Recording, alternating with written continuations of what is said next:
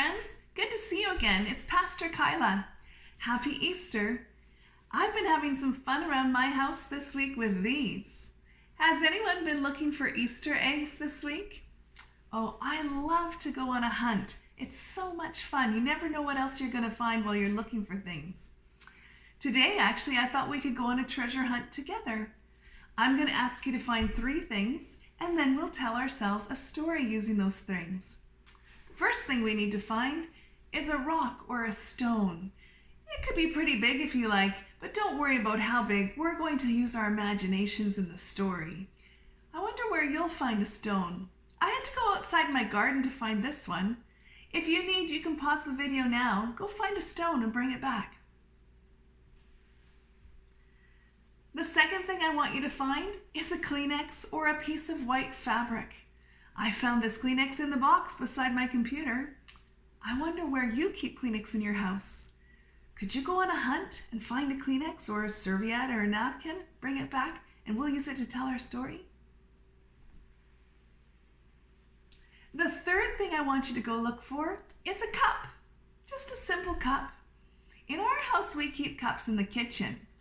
I wonder where you keep your cups. Could you go hunt for a cup and bring it back? We're going to tell our story now.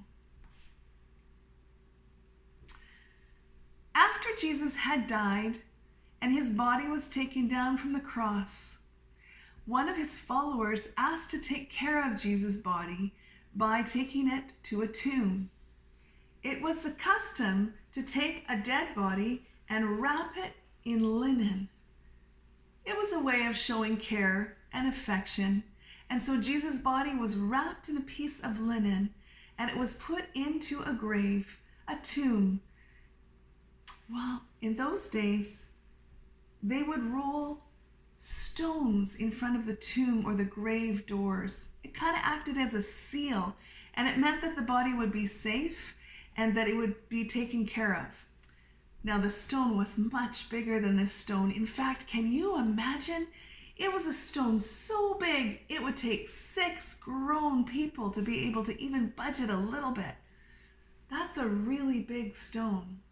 So they took the big stone and they put it in front of the grave where Jesus' body had been wrapped and laid.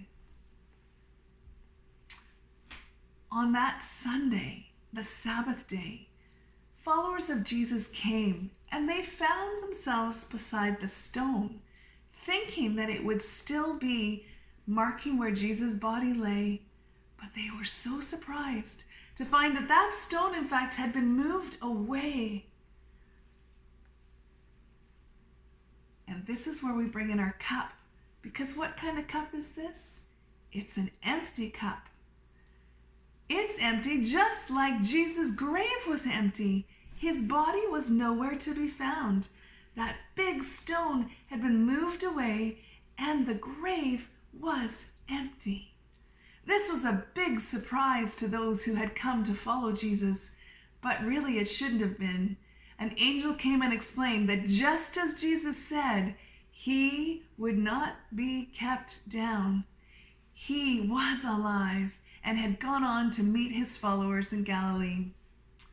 I like this cup to remind us about the empty grave, in part because it's empty and it reminds us that the tomb was empty too on Easter, but in part because it reminds me that Jesus in Easter week was showing us how he pours out his love for all of us.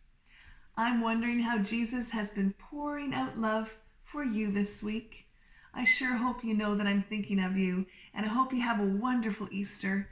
Take a few minutes now and tell the story to your family and celebrate together the empty grave and Jesus' love poured out for you. Happy Easter.